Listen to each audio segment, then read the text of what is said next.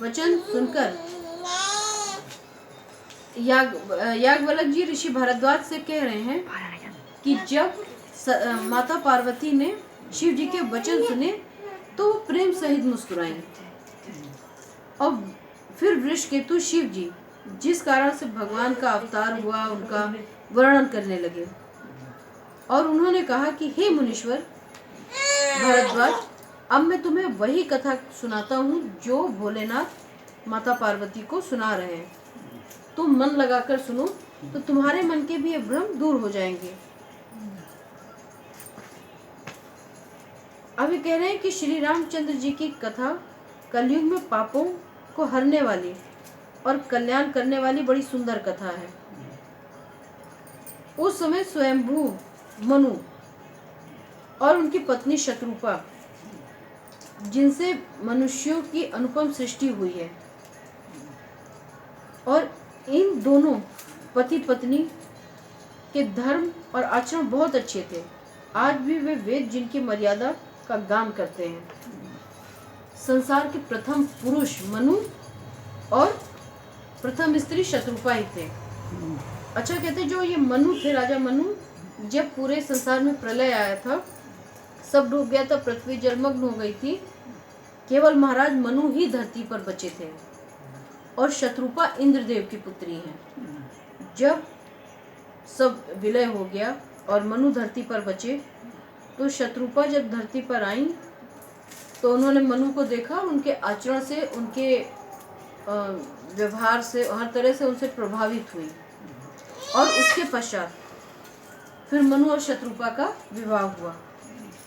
और कहते हैं कि संसार जो चल रहा है आज की तारीख में, बहुत सारी चीजें लोग बोलते हैं,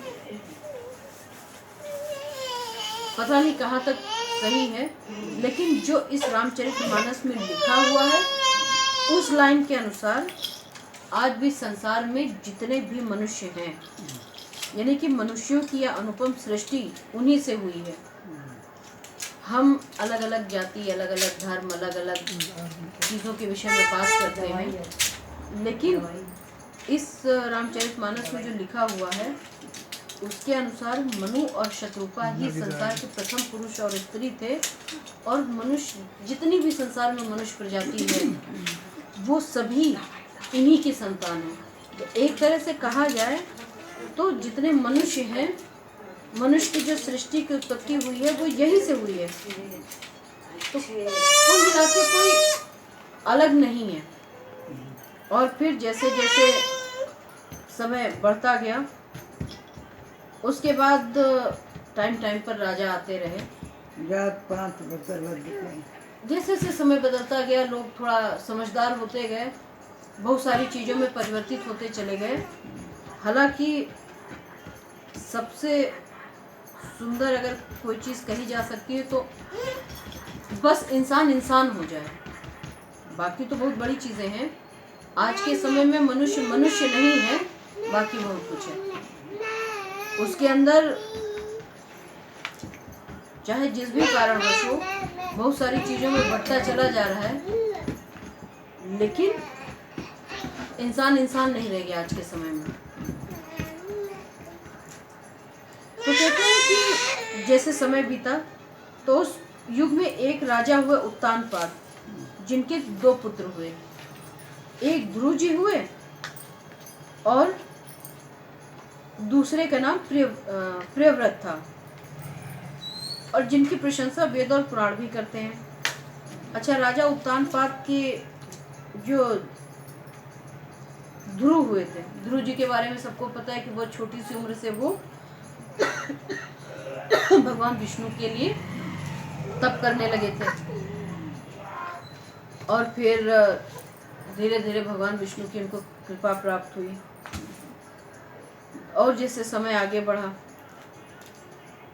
तो पुनः कहते हैं कि देवहूति उनकी कन्या थी, जो कर्दम मुनि की प्यारी पत्नी हुई।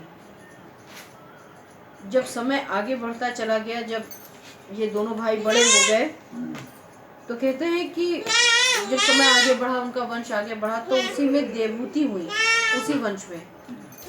उनकी कन्या थी और जो कर्दम ऋषि थे उनकी पत्नी, मतलब उनका उनसे विवाह हुआ, और जिन्होंने आदि देव तीनों पर दया रखने वाले समर्थ कृपालु भगवान कपिल को जन्म दिया। जो कपिल मुनि है, जो ये गंगा सागर में कहते हैं कि जिनके आश्रम का दर्शन करने जाया जाता है, वो कपिल मुनि ही हैं।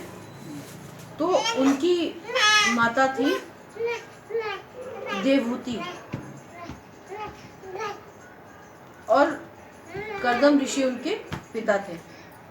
जैसे जैसे और समय बीता, अब यहाँ पर ये सुना रहे हैं कि कैसे भगवान अब कहाँ से ये संसार में आएंगे। पहले तो उनके जो पूर्वज थे उनकी कथा सुना रहे हैं, और जैसे जैसे और समय थोड़ा बढ़ा, उसके बाद विचारों में